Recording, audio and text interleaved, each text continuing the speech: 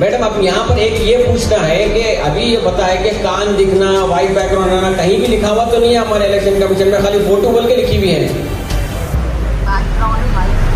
Background white रहना काफी है, वो कान आँख नहीं, वो नहीं है, इलेक्शन कमीशन स्पेसिफाई नहीं करा।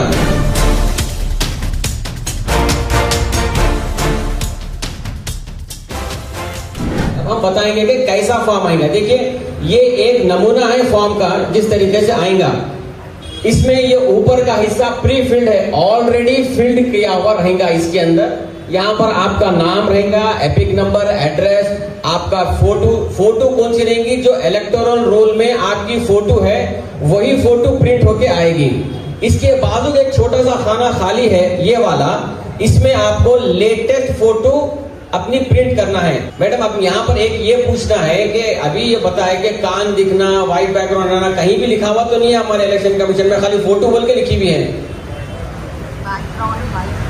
बैकग्राउंड वाइट रहना काफी है, वो कान आँख नहीं, वो नहीं है, इलेक्शन कमीशन स्पेसिफाई नहीं करा। लेटेस्ट, सिर्फ लेटेस्ट फोटो देना है मेरे भाई, वाइट बैकग्राउंड रहना है, बस इतना ही। Latest photo with white background, ठीक है। तो ये आपको 2 फोटोज रखना है, एन्यूमरेशन फॉर्म पे फिलअप करना है।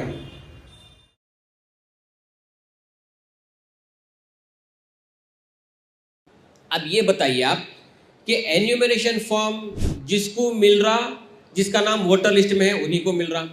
अच्छा, जिसका नाम वोटर लिस्ट में है उन लोगों का, थोड़े लोगों का 2002 में नाम मिलेगा, थोड़े लोगों का नहीं मिलेगा। जिसका मिलेगा तो उसका तो आप डिटेल्स लिख के दे दिए, जिसका नहीं मिला उनके लिए आपको क्या करना है, डॉक्यूमेंट्स लगा के देना है। डॉक्यूमेंट्स की तरतीब जैसा मैं आपको इससे पहले बताया था, आप सब लोगों को तो बाय हार्ट है, ज़हन-नशीन हो गया। यानी 30 जून 1987 से पहले के रहेंगे तो एक डॉक्यूमेंट, 30 जून 1987 के बाद से 2 दिसंबर 2004 के अंदर, 30 जून 1987 और 2 दिसंबर 2004 के दरमियान में अगर कोई रहे तो 2 डॉक्यूमेंट, 2004 2 दिसंबर के बाद के रहेंगे तो 3 डॉक्यूमेंट। तो ये डॉक्यूमेंट के तरतीब में आपको डॉक्यूमेंट लगा के देना है, ठीक है। तो अब आप देखिए वोटर लिस्ट में जो वोटर्स रहेंगे 2 किस्म के वोटर्स रहेंगे, जिनका मैपिंग हुआ, जिनका मैपिंग नहीं हुआ। जिनका मैपिंग नहीं हुआ क्यों नहीं होगा, क्योंकि 2002 में नहीं मिला था तो इसीलिए मैपिंग नहीं हुआ। मैपिंग नहीं होने की सूरत हाल में डॉक्यूमेंट्स लगाना है, डॉक्यूमेंट्स लगा के दे देंगे। उन लोगों का क्या करेंगे जिनका नाम वोटर लिस्ट में है ही नहीं, ठीक है। मोहल्ले में काफी सारे ऐसे लोग रहते हैं। अब इलेक्शन के दिन भी आप लोग सब लोगों को जो है सो वोटर स्लिप डिस्ट्रीब्यूट करते हैं। थोड़े लोग आके बोलते साहब हमारे पास वोटर आईडी कार्ड है लेकिन लिस्ट में हमारा नाम नहीं है। तो यहाँ पर भी ऐसे बहुत सारे लोग रहेंगे अपने मोहल्ले में जिन लोगों का नाम वोटर लिस्ट में नहीं रहेगा। अब नहीं रहेगा तो 2 सूरत हाल रहती, या तो कहीं और उनका नाम रहा होगा। अब जैसे कि मैं पहले मलकपेट में रह रहा था, अब मैं नामपल्ली असेंबली कॉन्स्टिट्यूंसी में शिफ्ट हो गया। अब मैं जाके पूछा तो मेरा नाम कहाँ रहता, मलकपेट में रहता, मैं फॉर्मेट नहीं डाल लिया। तो ऐसे लोग जिनका नाम पुरानी रिहाइश पे है, पुरानी रिहाइश मैंने अगर जो किराएदार है या मकानदार भी है, किराएदार घर खाली करके नए घर में चलाता, तो पुराने घर पिछली मर्तबा उसका नाम जो किराए के घर में था वो किराए के घर पे आपका एन्यूमरेशन फॉर्म आएगा, क्योंकि उसकी वोटर लिस्ट में नाम वहां पर है, नई जगह पे तो नहीं है, तो पुरानी जगह पे आएगा। अगर उन्हें रेगुलर वहां पर जाके वोट डाल रहा है तो उसको चाहिए कि वहां जाके एन्यूमरेशन फॉर्म लेके भर के, जिस तरीके से मामलात है, फोटो लगाकर 2002 लगाकर, अगर 2002 नहीं रहा तो डॉक्यूमेंट्स लगा के आपको बीएलओ को देना है। अगर आपका नाम है ही नहीं, ना वहाँ है ना यहाँ है, कहीं भी नहीं है, तो जब क्या करेंगे।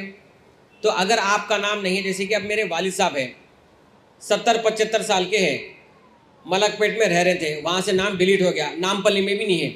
अब उनका नाम ना मलकपेट में है, ना नामपल्ली में, ना कहीं भी नहीं है। तो ऐसे लोगों को चाहिए फॉर्म 6 डालना। फॉर्म 6 आप भरिए।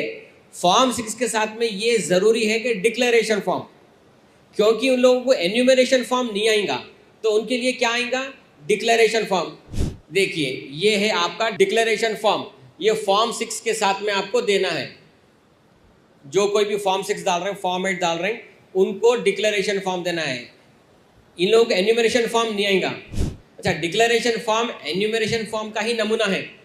तो जो एन्यूमरेशन फॉर्म डालेगा उसका नाम ड्राफ्ट रोल में आएगा। देखिए, ड्राफ्ट रोल में आएगा तो ही आपका नाम फिर फाइनल रोल में जाएगा।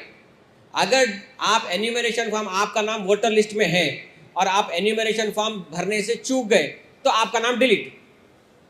तो फिर आपको फिर दूसरा मौका नहीं मिलेगा कि फिर से अरे साहब मैं भूल गया था, मैं नहीं था, घर हमारा लॉक था, वो एन्यूमरेशन फॉर्म में भरना भूल गया था, आखिरी डेट निकल गई थी, मैं मसरूफ था। वो नहीं बोल सकते आप।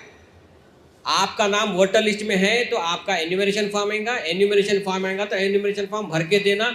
अगर आपसे एन्यूमरेशन फॉर्म भरने से रह गया, आप चूक गए, बीएलओ को नहीं दे सके, तो आपका नाम फिर कभी भी एसआईआर में नहीं आ सकता। ये जान लीजिए आप, ठीक है।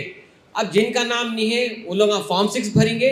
फॉर्म 6 के साथ में डिक्लेरेशन फॉर्म भरेंगे। डिक्लेरेशन फॉर्म इसलिए है क्योंकि आपका नाम 2002 से जुड़ना है ना। मेरे वालिद का जैसा मैं बताया था, मेरे वालिद का नाम 2002 में है। अब 2025 में डिलीट हो गया तो उन्होंने क्या करेंगे, फॉर्म 6 डालेंगे, डिक्लेरेशन फॉर्म भरेंगे, डिक्लेरेशन फॉर्म में 2002 के डिटेल्स भरेंगे और ये सारी चीज़ें हमारे बीएलओ को देंगे। जो फॉर्म 6 रिसीव होंगे, फॉर्म 6 और फॉर्म 8, ये जो फॉर्म्स रिसीव होंगे इनका नाम ड्राफ्ट रोल में नहीं आएगा। आपका जो है क्लेम्स एंड ऑब्जेक्शंस के टाइम पे इन लोगों का नाम आएगा। ड्राफ्ट रोल में सिर्फ इलेक्टोरल रोल में जो नाम है वही नाम आएंगे ड्राफ्ट रोल में। और जो एन्यूमरेशन फॉर्म भरेंगे जिनका नाम वोटर लिस्ट में है और जो एन्यूमरेशन फॉर्म भरेंगे उन्हीं का नाम ड्राफ्ट रोल में आएगा। और जो फॉर्म 6 डालेंगे उनको क्लेम्स एंड ऑब्जेक्शंस के बाद में फाइनल रोल में आएगा। तो ये चीज़ आप ज़रा याद रख लीजिए।